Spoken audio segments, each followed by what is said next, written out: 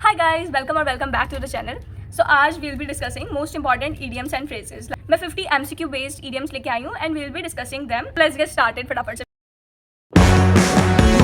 The first one is for his alleged involvement in espionage, he is under a cloud these days. Espionage का मतलब आप लोगों को शायद पता होगा कि जो spying activities होती हैं, तो for his alleged involvement in those espionage, he is under a cloud these days. अब एक मैं आपको ट्रिक बताती हूँ कि जो अंडर अ क्लाउड है, जैसे कि क्लाउड के अंडर, इसका लिटरल सेंस तो यही बन रहा है, बट जनरली इसका मीनिंग क्लाउड से रिलेटेड नहीं होगा.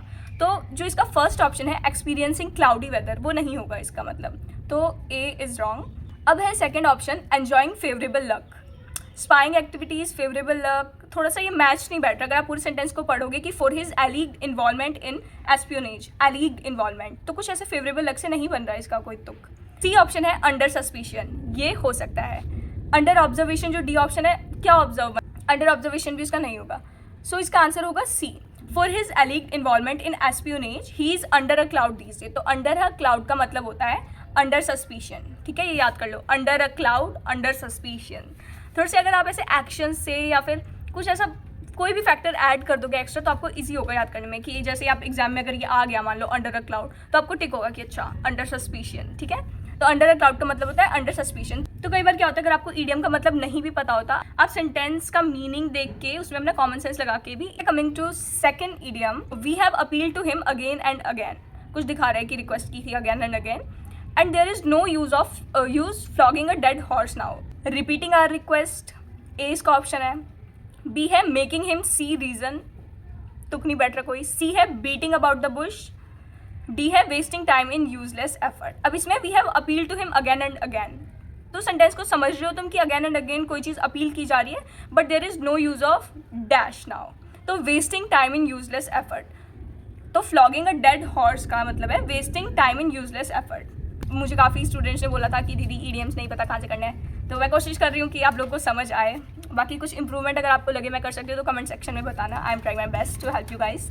सो हमारा जो थर्ड ईडियम है वो है we shouldn't look down upon the rest of the earth. तो ये जो लुक डाउन अपॉन है, इस पूरे सेंटेंस को अगर तुम समझोगे तो रेस्ट ऑफ द अर्थ का मतलब होता है कि मतलब बहुत जो लोअर या बहुत ही डिप्राइव्ड सेक्शन होता है, स्ट्रेटा होता है. तो लुक डाउन अपॉन का मतलब सिंपैथाइज विद नहीं लग रहा है ऐसा, क्योंकि इसमें लिखा है we should not look down upon, तो शुड नॉट आ रहा है ना. तो ऐसा तो नहीं कि हमें सिंपैथाइज नहीं करना चाहिए रेस्ट ऑफ द अर्थ से. हेट इंटेंसली, बट इसमें कहीं हेट का ऐसा मेंशन नहीं हो रहा है, इतना ज़्यादा एक्सट्रीम लेवल पे ही नहीं जा रहा, तो बी भी नहीं हो सकता है. सी है B indifferent to, and D है रिगार्ड विद कंटेम्प्ट. तो इसका आंसर होगा डी. वाई? बिकॉज देखो रिगार्ड विद कंटेम्प्ट, हमें we should not look down upon, we should not regard with contempt, हमें एक्सट्रीम हेट्रेड नहीं रखना चाहिए. तो मैं बहुत ज़्यादा नॉइज़ आ रही होगी क्योंकि बारिश होने वाली है यहाँ पे, and I preferred this natural light over any other light. We should not look down upon कि मतलब हमें ऐसे लुक डाउन नहीं करना चाहिए, रिगार्ड विद कंटेम्प्ट या रिगार्ड विद हेट्रेड नहीं करना चाहिए. ठीक है, तो लुक डाउन अपॉन का मतलब होता है रिगार्ड विद कंटेम्प्ट. समझ आया? तो पता है अगर तुम्हारी वोकैब थोड़ी ढंग की होगी ना, तो जैसे कंटेम्प्ट का मतलब है, अगर तुम सबको कंटेम्प्ट का मतलब पता होगा तो तुम इजीली इसे तुरंत कैच कर लोगे कि इसका आंसर ये होगा. मैं कितनी बार अपनी 2-3 वीडियो में मैं बोल चुकी कि क्वेश्चन सॉल्व करो, क्वेश्चन सॉल्व करो. ऐसे क्वेश्चन सॉल्व करने से तुम्हें ये समझ आएगा कि देखो रेस्ट का मतलब क्या होता है, रेस्ट ऑफ द अर्थ लिखा हुआ है, और कंटेम्प्ट का मतलब क्या होता है, तो तुम्हें इजीली क्वेश्चन बन जाएगा तुमसे. ठीक है, तो लुक डाउन अपॉन का मतलब होता है regard with contempt, regard with hatred. ठीक है, coming to fourth idiom, because of his misbehaviour he is bound to face the music. ठीक है, बिकॉज ऑफ हिज मिसबिहेवियर, कुछ नेगेटिव बात हो रही है यहाँ पे, he is bound to face the music. Normal हम देखें, अब देखो मैंने ऑप्शन पढ़े भी नहीं अभी, but because of his misbehaviour he is bound to face the music, कि वो गंदा बिहेव करता था तो अब उसे अपने कर्मों का फल, कुछ इस टाइप से रिलेट हो रहा है. ठीक है, तुम थोड़ा कॉमन सेंस लगाओगे तो. फर्स्ट ऑप्शन है गेट फिनिश्ड, कोई तुक नहीं बैठ रहा. गेट रेप्रीमांडेड. सी है फील सॉरी. डी है लिसन टू द म्यूजिक. अभी मैंने क्या बताया था तुम्हें आई गेस फर्स्ट ईडियम में कि म्यूजिक की बात हो रही है ईडियम में, तो ऐसा नहीं है कि वो लिटरली म्यूजिक की ही बात करेगा. तो ये म्यूजिक वाला डी वाला ऑप्शन तो पहले कट गया, मतलब ऐसे जनरली मैं बता रही हूँ तुम्हें. फील सॉरी भी नहीं लग रहा है इसका. गेट रेप्रीमांडेड, तो फेस द म्यूजिक का मतलब होता है गेट रिप्रीमांडेड. ठीक, now coming to fifth idiom, the working of the factory was disrupted on account of a token strike by the workers. ठीक है, टोकन स्ट्राइक इसमें ईडियम होना चाहिए, मतलब वही है. तो the working of the factory was disrupted on account of a token strike by workers. Total strike है फर्स्ट ऑप्शन, नहीं. बी है केयरफुली प्लान स्ट्राइक, हो सकता है, अभी तक हमें पता नहीं. सी है short strike held as a warning. D है सडन कॉल ऑफ स्ट्राइक. तो तुम इससे कॉमन सेंस लगा रहे हो कि टोकन स्ट्राइक का मतलब है short strike as a warning. Token strike, token short strike held as a warning, ठीक है, तो इसका आंसर होगा सी। अब coming to sixth idiom, by opposing his proposal I felt foul of him. First है क्वारल्ड विद हिम, बी है felt annoyed with, C है agree with. देखो एग्री विद तो होगा नहीं बिकॉज उसने अपोज किया है प्रपोजल, तो हाउ कैन शी एग्री, तो सी नहीं होगा। डी है डिड नॉट, नहीं करना। आई होप तुम्हें समझ आ रहा है। देखो आई am trying my best because comment section में काफी बच्चों ने बोला दीदी ईडीएम्स चाहिए, ईडीएम्स चाहिए। कमेंट्स में तुम लोग बताना कि क्या कुछ चीज इंप्रूव हो सकती है या तुम्हें नहीं समझ आ रहा है या आ रहा है। Okay now coming to seventh idiom, those who work by fits and starts. तो जो यहाँ पे फिट्स एंड स्टार्ट्स है वो हमारा ईडीएम है। अब है इसका ए ऑप्शन है रेयरली, बी है डिसइंटरेस्टेडली, सी है इरेगुलरली एंड डी है रेगुलरली। रेयरली नहीं होगा बिकॉज फिट्स एंड स्टार्ट्स का मतलब वो नहीं होता, सेल्डम का होता है वो। डिसइंटरेस्टेडली ऐसा भी नहीं होता। इरेगुलरली यहाँ पे फिट बैठ रहा है कि जो बहुत ही इरेगुलरली काम करते, कंसिस्टेंसी से काम नहीं करते, वो बहुत ही ऐसा सेल्डमली होता है कि वो गुड रिजल्ट शो करें, ठीक है। तो सेवंथ का आंसर है फिट्स एंड स्टार्ट ईडीएम का मतलब होता है इरेगुलरली। इसलिए मैं तुमसे कहती हूँ कि क्वेश्चन सॉल्व क्या करो बिकॉज तब तुम्हें समझ आता है कि हम एक्चुअल में आंसर तक कैसे जाते हैं। Now coming to eighth idiom, the new manager thought that he would give employees enough rope, ये इनफ रोप ये हमारा ईडीएम है, for the first 6 months after which he would check the work done himself, ठीक है। तुम्हें बहुत लंबा sentence लग रहा होगा, घबरा रहे होंगे इसको देख के, घबराना नहीं है, ध्यान से सुनो। इनफ रोप का मतलब तुम्हें नहीं पता, लेकिन एक बार सेंटेंस का मीनिंग जानने की कोशिश करो कि जो नया मैनेजर था उसने सोचा कि वो पहले 6 month एम्प्लॉयज को इनफ रोप देगा। हमें नहीं पता अभी इनफ रोप क्या है, तो मतलब स्टार्टिंग में कुछ ऐसा स्ट्रिक्टनेस दिखा रहा है कि 6 महीने पहले वो स्ट्रिक्ट नहीं होगा, देन बाद में वो स्ट्रिक्टनेस थोड़ी शो करेगा। तो मतलब फर्स्ट ऑप्शन पे हम आते हैं, many directives and orders, B है सफिशिएंट एडवाइस, सी है all the materials they needed, D है इनफ फ्रीडम फॉर एक्शन। अब देखो मैनी डायरेक्टिव्स एंड ऑर्डर्स कुछ ऐसा तो बैठ नहीं रहा है, सफिशिएंट एडवाइस ये नहीं है, all the materials they needed वो मटेरियल की कुछ बात नहीं हुई है, इनफ फ्रीडम फॉर एक्शन ये मोस्ट अप्रोप्रिएट है कि मतलब वो पहले ही इनफ फ्रीडम फॉर एक्शन दे देगा, बाद में वो थोड़ी सी स्ट्रिक्टनेस दिखाएगा। फर्स्ट 6 month का मतलब है enough freedom, enough rope, enough freedom. Now coming to next idiom, he was all at sea, मतलब अगर तुम किसी नई जॉब पे जाओगे तो पजल होगे स्टार्टिंग में, तो ऐसे तुम कनेक्ट कर सकते हो कि ही वाज ऑल एट सी। अब तुम थोड़ा सा इसको कनेक्ट करोगे, मैं क्या करती थी अपने टाइम में, मैं चीज़ों को कनेक्ट कर लेती थी, जैसे एट सी बहुत वास्ट एक्सपेंस है, थोड़ा पजल हो जाएगा इंसान, तो इसलिए इसका आंसर होगा सी, पजल्ड। एट सी का मतलब होता है पजल्ड। तुमको समझ जा रहा है, तुम बहुत ज़्यादा कंफ्यूज हो रहे हो, ठीक है। तुम सेंटेंस का मीनिंग समझोगे तो तुम्हारा क्वेश्चन बन रहा था, तुम अगर एट सी से भी एक्सपेंस से भी सी के देखोगे तो भी तुम्हारा क्वेश्चन बन रहा था, और तुम अगर मतलब एलिमिनेशन मेथड करोगे तो भी तुम्हारा क्वेश्चन बन रहा था। ऐसे लगाना है तुम्हें, तीनों ट्रिक्स का यूज करना है। 10th ईडियम है, the sweeping statement by the boss left the कंसेंशियस workers disgusted, ठीक है। स्वीपिंग स्टेटमेंट हमारा ये ईडियम होगा। ए है इरिटेटेड स्टेटमेंट, सी है थॉटलेस कर रहे हो ना कि तुम्हें कुछ नहीं आ रहा है। Coming to 11th idiom, when he saw the snake he took to his heels, ये ऑप्शन है ran away in fear, B है went slowly, स्नेक को देख के कौन स्लोली जाता है भाई, सी है walked in fear, वॉक थोड़ी करेगा फियर में, मतलब अगर मैं ऐसे कॉमन सेंस लगा रही हूँ, ठीक है, कॉमन सेंस लगाना सिखा रही हूँ मैं तुमको। डी है jumped fast, तो ऑब्वियसली वो ran away in fear किया ना, तो ए मोस्ट अप्रोप्रिएट है, तो took to his heels का मतलब है ran away in fear, समझे। Coming to 12th idiom, he has to abide by the hard and fast rules of the company, hard and fast ये मतलब काफ़ी common idiom है। हार्ड एंड फास्ट का मतलब होता है स्ट्रिक्ट। सुन के ऐसा लग रहा है हार्ड एंड फास्ट, फ्लेक्सिबल तो नहीं लग रहा है ये, तो ए कहाँ गया ये, तो ये ए ऑप्शन नहीं होगा, तो इसका आंसर होगा स्ट्रिक्ट, ठीक है, बी इसका आंसर है strict. Now coming to 13th idiom, she goes to her mother's house off and on. Off and on जो ईडियम है ये काफ़ी रिपीट होता है और ये काफ़ी कॉमन भी है, तो ये आना चाहिए सब बच्चों को। Off and on frequently, off and on frequently तो नहीं लग रहा, रेयरली, रेयरली भी नहीं है, off and on. Occasionally something जो अप्रोप्रिएट बैठ रहा है इस पर, ठीक है। तो she goes to her mother's house off and on, मतलब कोई ऐसा रेगुलर नहीं जाती, वो ओकेजनली कभी कभार चली जाती है, ऑफ एंड ऑन। मैं तुम्हें एक बार फिर बता रही हूँ कि मैं यहाँ पे तुम्हें कॉमन सेंस लगाना दिखा रही हूँ कि मतलब मैं एक CUT दे रही हूँ, स्टूडेंट हूँ और मुझे कुछ नहीं आता, मैं एग्जाम हॉल में बैठी हूँ, तो मैं इस वे से सॉल्व करूँगी ईडियम्स, ठीक है। नो डाउट आपको रटने भी पड़ेंगे कुछ ईडियम्स, नो डाउट आपको कुछ ट्रिक्स भी लगानी पड़ेगी, बट एक लास्ट मेथड होता है कि जिससे आप एलिमिनेशन या फिर जो भी आपके पास है अपनी पूरी शक्तियों का प्रयोग करके आप क्वेश्चन के आंसर तक आ सकते हैं, ठीक है। Coming to 14th idiom, the robber murdered the women in cold blood for the sake of the jewels.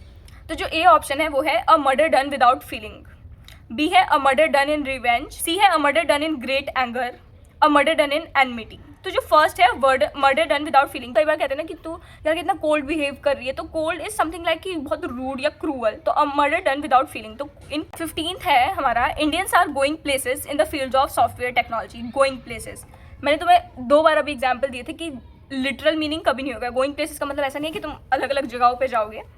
So the first option is going abroad, obviously नहीं होगा। Going to spaces, no. Talented and successful, friendly and amicable, friendly नहीं होगा। Talented and successful, Indians are going places, going places मतलब बहुत ज़्यादा successful हो रहे हैं, वो इस चीज़ में काफ़ी ज़्यादा अचीव करे, तो टैलेंटेड और सक्सेसफुल होगा गोइंग प्लेसेस का मतलब, ओके। 16th है, he went on sowing wild oats, he reaped suffering in his entire life. Again literal meaning नहीं होगा कि सोइंग वाइल्ड ओट्स उसने उगाए हैं वो और फिर उसने मतलब ऐसे रीप किया है उनको, ऐसा नहीं होगा। तो inviting troubles as a boy. B है warning others as a young man, ये बी तो बिल्कुल ही इसका तुक नहीं बैठ रहा, क्या मतलब warning others as a young man. C है irresponsible pleasure seeking in young age. D है सोइंग ग्रेन्स लिटरल वाला, लिटरल तो होता ही नहीं है जनरली, तो डी तो पहले कट गया, तो इसका आंसर सी होगा। He went on sowing wild oats, he reaped suffering in his entire life, मतलब उसने पहले ही इररिस्पॉन्सिबल प्लेजर ले लिया यंग एज में और उसे पूरी लाइफ उस चीज़ को रीप करना पड़ा था, ठीक है। तो इसका मोस्ट अप्रोप्रिएट आंसर होगा सी। 17th है, वो है I don't know why she has become standoffish recently. A है एंग्री, बी है हिलेरियस, हिलेरियस तो नहीं होगा, सी है इनडिफरेंट, डी है अनमैनेजेबल। देखो एंग्री नहीं है, स्टैंड ऑफिश का मतलब ये होता है, स्टैंड ऑफिश का मतलब होता है इनडिफरेंट, ठीक है। तो तुम इसको याद कर सकते हो, स्टैंड ऑफिश मतलब indifferent. I don't know why she has become मतलब तुम अगर क्वेश्चन की जो भावनाओं को भी समझ जाओगे तो भी तुम्हारा आंसर निकल जाएगा एलिमिनेशन मेथड से। Coming to 18th idiom which is why don't you put an end to blowing your own trumpet. कितनी बार बोला है कि लिटरल मीनिंग कभी नहीं होगा, तो ए तो पहले कट गया। B is making too much noise, नहीं, ब्लोइंग योर ओन ट्रम्पेट का मतलब वो नहीं होता। सी देखो नन ऑफ द अबव जब आ जाएगा ना, वो जनरली आंसर नहीं होता है, तो तुम उसको हटा सकते हो, मतलब कई बार हो भी सकता है but generally none of the above answer नहीं होता है। सी बचा हमारा एलिमिनेशन से। अगर देखो तुम्हें जीरो नॉलेज है तो तुम एलिमिनेशन से सी इस पर टिक कर सकते हो, ठीक है, एक ही ऑप्शन बचा है बिकॉज। लेकिन अब तुम खुद देखो, blowing your own trumpet, why don't you put an end to blowing your own trumpet, वो कोई ऐसे कह रहा है कि तुम अपनी ही वाहवाही करना कब बंद करोगे, ठीक है। तो praising your own abilities and achievements का मतलब होता है अपनी ही टुनटुनी बजाना, ऐसा मतलब हमारे यहाँ लोकल एक ऐसा फ्रेज है, इट्स लाइक कि blowing your own trumpet. Now next is I knew he had an axe to grind and turn down his offer of help. तो एक्स टू ग्राइंड है यहाँ पे, ये हमारे ईडियम में। नाउ इसके ऑप्शंस कहाँ पे है? फर्स्ट है a blunt axe, literal meaning नहीं होता generally. A sharp tongue, I knew he had an axe to grind, a sharp tongue नहीं, ऑब्वियसली नो। सी है a private interest to serve, I knew he had an axe to grind, उसको खुद का कुछ अपना काम निकलवाना था, ठीक है। तो एक्स टू ग्राइंड का मतलब होता है a private interest to serve, का आंसर होगा C. Now coming to 20 ETM, the saint's life was an open book, an uncomplicated one. B है one that held no secrets. C है an example to all. D है an interesting biography. Open book biography no. Literal meaning generally नहीं होते हैं, ठीक है। कई बार हम लोग जनरली बोलते हैं कि ओपन बुक मतलब जिसके कोई सीक्रेट्स वगैरह नहीं होते। One that held no secrets, ठीक है, तो इसका आंसर होगा B. 21st idiom, reading between the lines I realize that my friend wanted to keep something from me. Reading between the lines, जो बिटवीन द लाइन्स है ये हमारा एक इडियम है।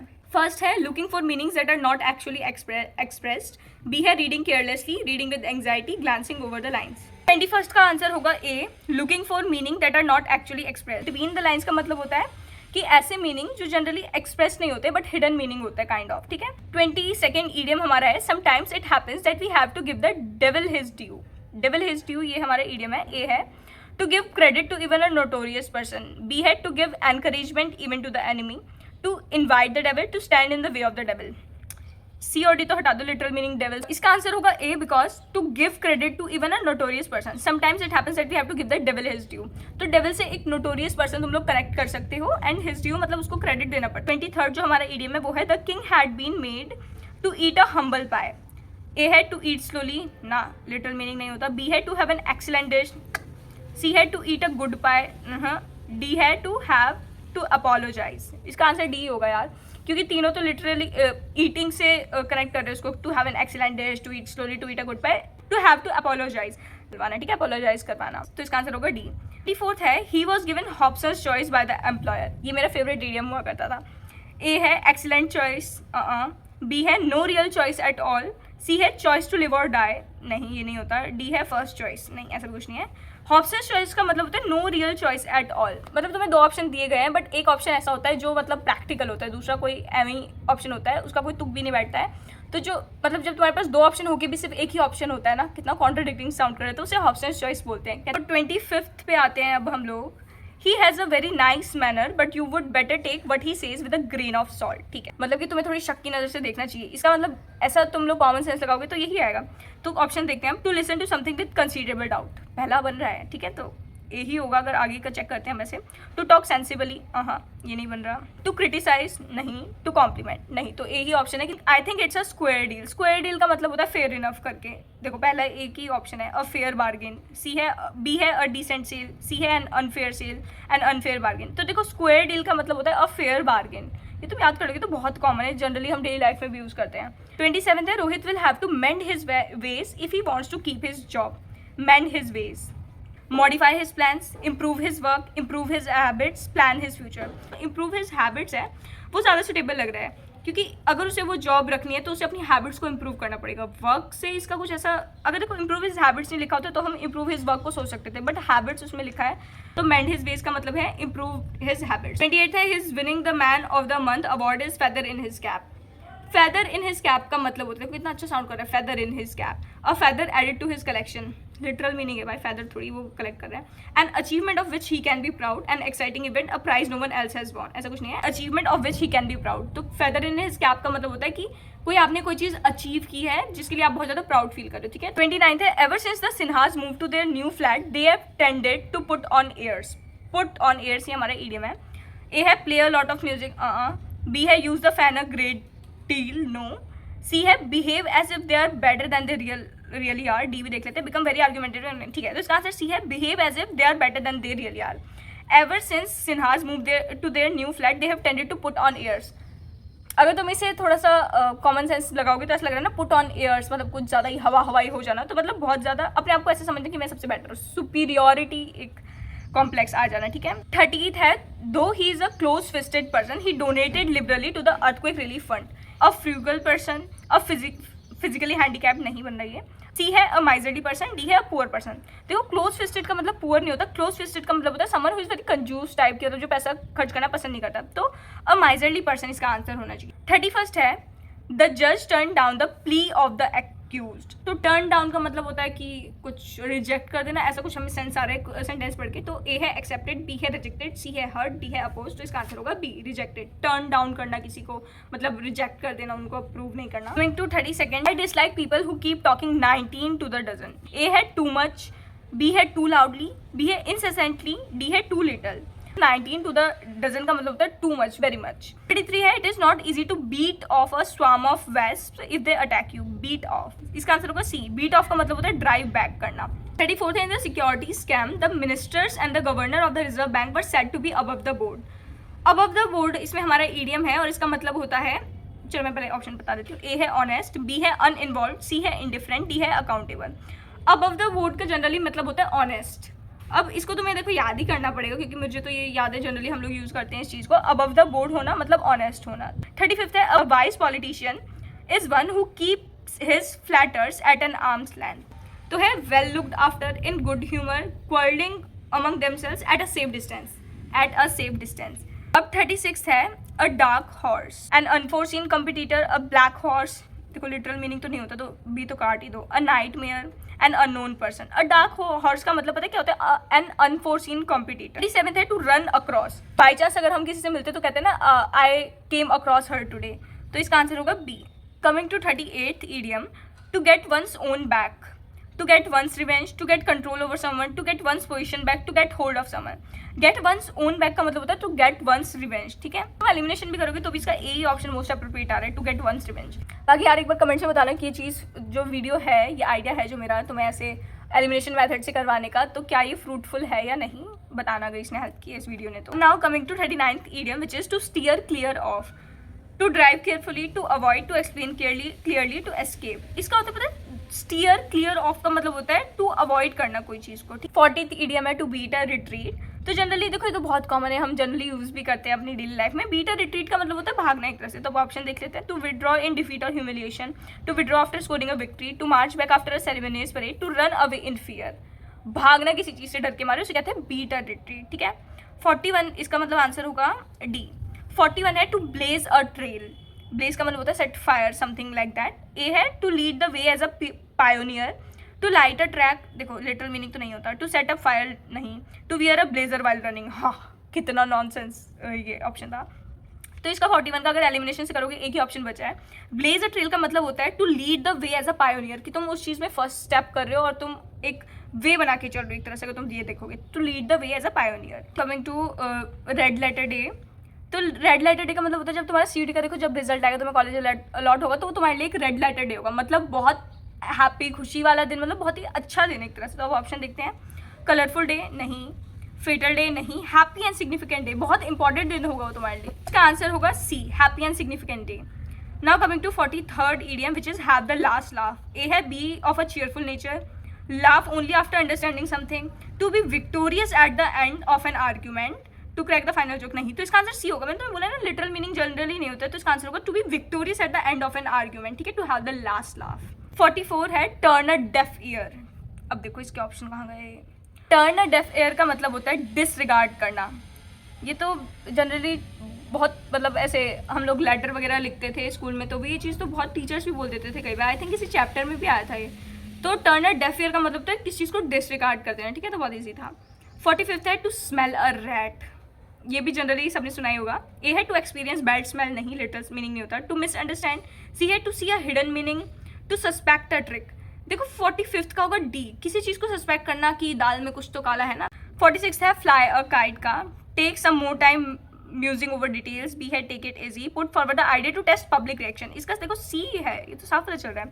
फ्लाई अ काइट का मतलब होता है कि put forward the idea to test public reaction, तुम एक आइडिया को आगे ला रहे हो ताकि तुम पब्लिक का रिएक्शन देख सको, फ्लाई अ काइट।